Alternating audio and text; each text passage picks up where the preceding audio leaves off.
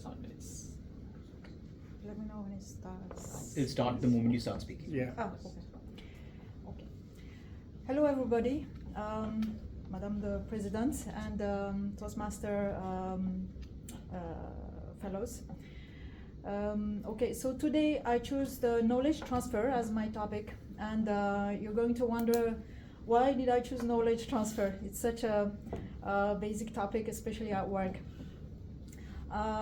So last year I visited the south of France. I went to Spain, and I did visit those beautiful castles and beautiful cathedrals all the way from Spain to the south of France.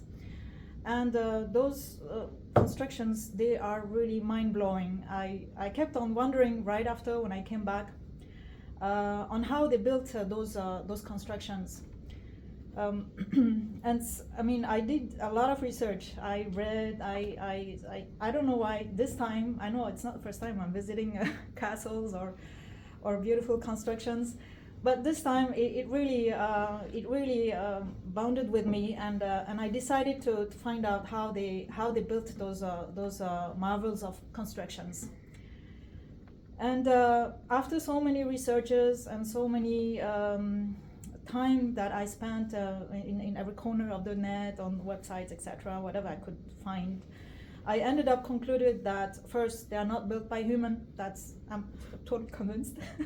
And maybe obviously by an earlier civilizations, obviously before us, and they're not built for humans. And this is again, this is my own conclusion, but you don't have to you don't have to adhere to that.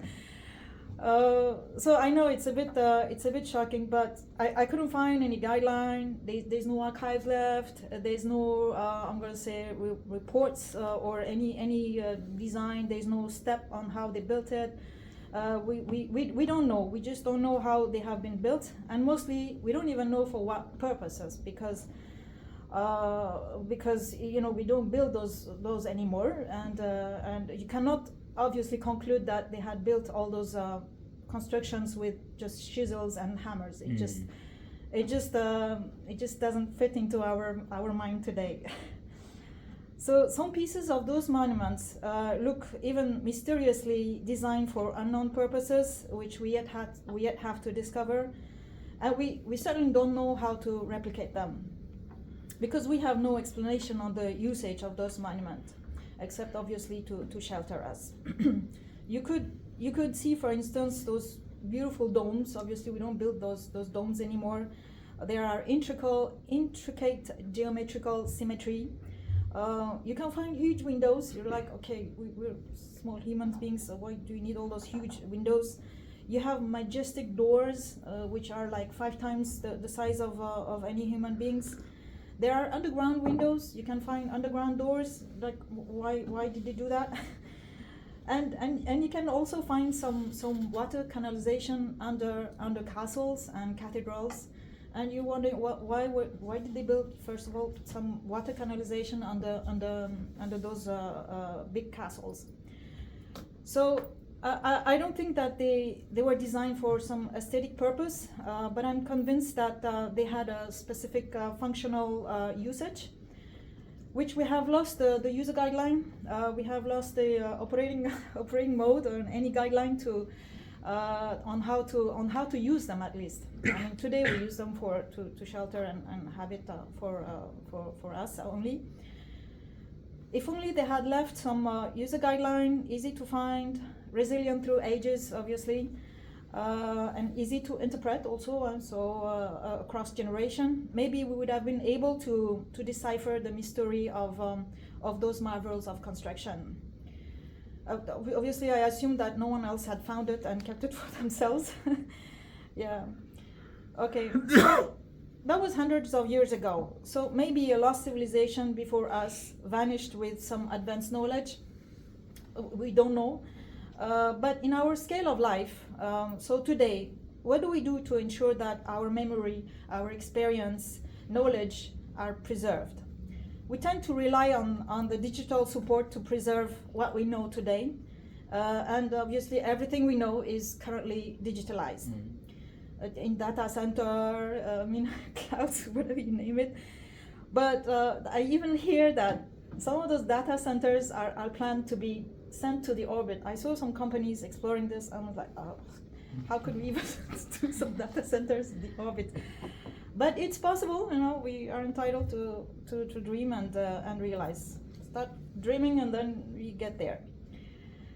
So, do you think that today, internet, those cloud data centers will be there forever to keep knowledge and our memory intact? All those thousands of pictures that you have, I also have, I don't know, not in thousands, tens of thousands of pictures I have of my family, friends, whatever I lived.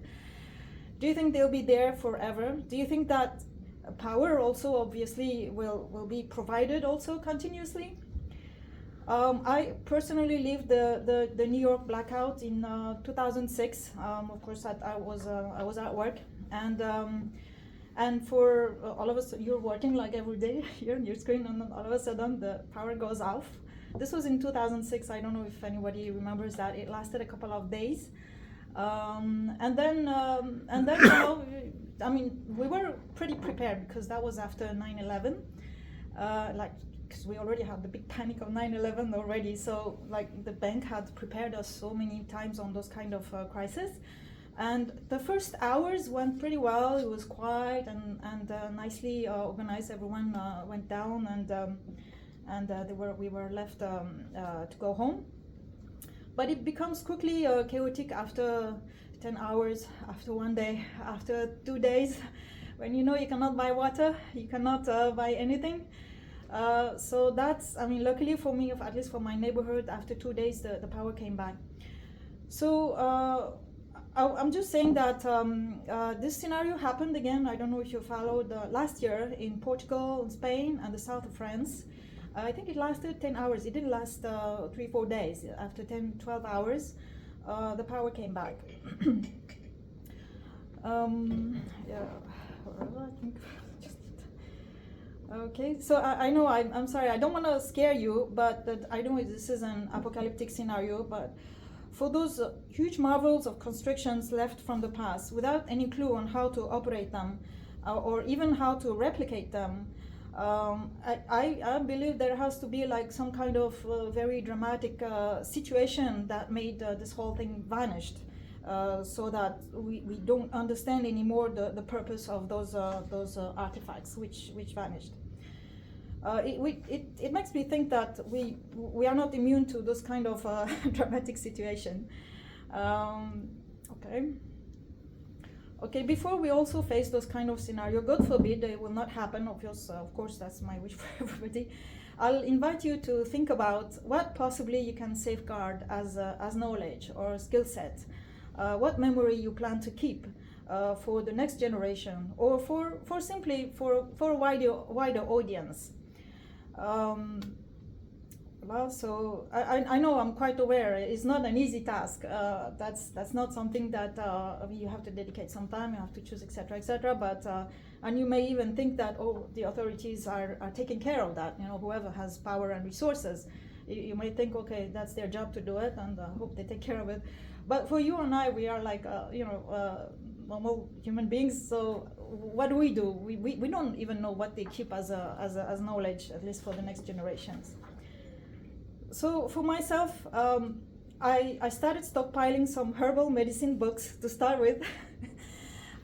So I know it's not much, but I was like, okay, let me buy all those books, whatever I can. I don't know, I'm not going to invent some medicine for sure, but I can at least make sure of make use of those herbs to cure some basic needs. You can find some of my formulas on my table, so if you want to stop, I have some herbal teas. Okay, I'll continue gathering books, at least that explain how to construct things, such as how to design fabric, etc. I mean, so this is at least I started by somewhere. But if today we have no means to preserve and pass on the knowledge of our lives, then we are entitled to think that we have regressed in our humanity and we have not progressed. We can allow ourselves to think like this, I think. So will you do anything to preserve some form of knowledge for the future? This is a question for you. Of course, I'm not referring to work, because at work we do care, that's for sure.